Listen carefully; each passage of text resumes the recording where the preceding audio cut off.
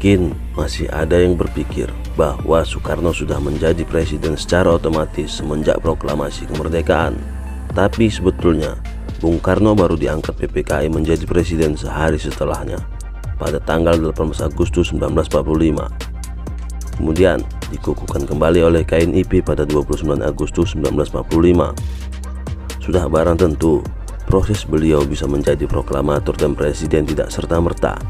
Banyak alasan yang melatari mengapa di antara semua tokoh pergerakan nasional hanya Soekarno yang dianggap paling layak menjadi presiden.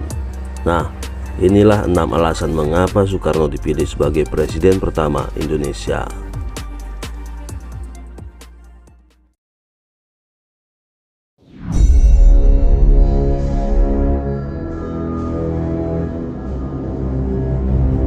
Kapasitas Bung Karno menjadi presiden tidaklah dibangun secara instan. Sejarah telah mencatat jatuh bangunnya beliau, di mana seluruh hidup Soekarno didedikasikan untuk mewujudkan cita-cita kemerdekaan. Beberapa kali Soekarno rela dipenjara dan dibuang. Semuanya tak menyurutkan tekadnya untuk memerdekakan bangsa. Walau Soekarno tak berjuang secara langsung dengan senapan, namun melalui mimbar pidato dan tulisan, ia berhasil menggelorakan semangat kemerdekaan ke seluruh rakyat Indonesia.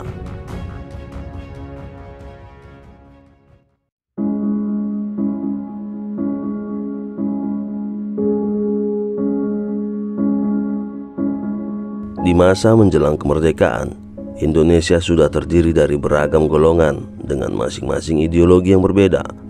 Ada golongan Islamis, ada golongan nasionalis, ada sosialis, dan ada juga golongan komunis. Sebagai bangsa yang baru, Indonesia sangat butuh persatuan dari semua golongan. Terlebih, Indonesia masih berjuang dalam perang revolusi. Nah, Soekarno lah yang paling bisa menjadi penengah, perekat di antara semua golongan. Soekarno adalah seorang nasionalis sejati bersama partainya PNI. Beliau juga mengaku sebagai sosialis. Bung Karno juga seorang yang punya latar belakang Islam dan sangat dekat dengan tokoh Islam. Beliau adalah anak didik tokoh Syarikat Islam Cokro Aminoto dan pernah menjadi anggota Syarikat Islam. Saat dibuang di Bengkulu, Soekarno bersentuhan dengan Muhammadiyah dan menjadi anggotanya. Bahkan logo Muhammadiyah selalu melekat di jasnya.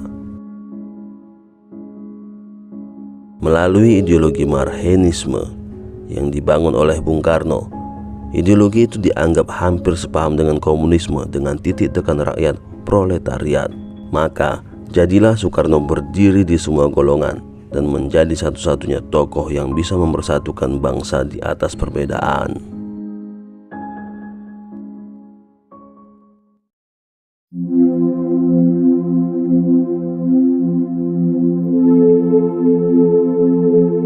Mungkin ini yang tak disadari banyak orang.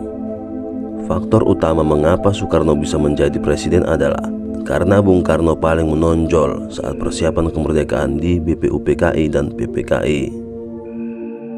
Momen pertama saat beliau mengemukakan gagasan tentang Pancasila membuat kagum anggota sidang BPUPKI. Dari situlah dipilih Bung Karno dan dipercaya mengetuai Panitia 9 untuk merumuskan lebih dalam tentang dasar negara Pancasila. Setelah BPUPKI dibubarkan, dibentuklah PPKI sebagai persiapan kemerdekaan yang lebih intensif. Sebagai tokoh yang menonjol dalam persidangan BPUPKI, dan karena jejak rekam Soekarno yang kooperatif dengan Jepang menunjuk Soekarno menjadi ketua PPKI. Dari ketua PPKI inilah yang membawa Soekarno menjadi proklamator. Dan pada sidang PPKI 18 Agustus 1945 juga mengukuhkan beliau sebagai Presiden NKRI yang pertama.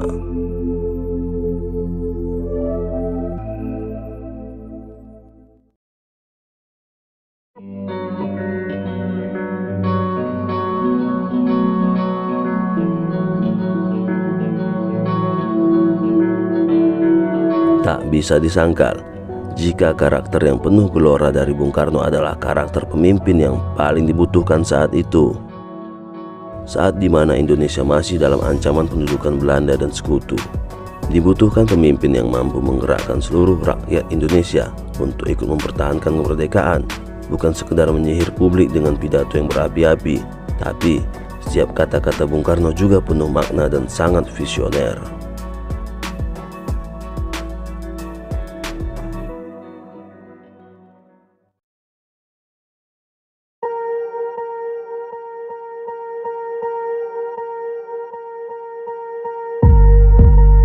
Mengapa Soekarno paling pantas jadi presiden?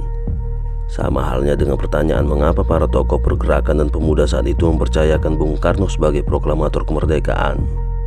Jika Bung Karno adalah tokoh yang paling pantas membaca teks proklamasi yang menandai berdirinya negara, maka tentu lebih pantas lagi bagi beliau untuk menjadi presiden negara yang pertama.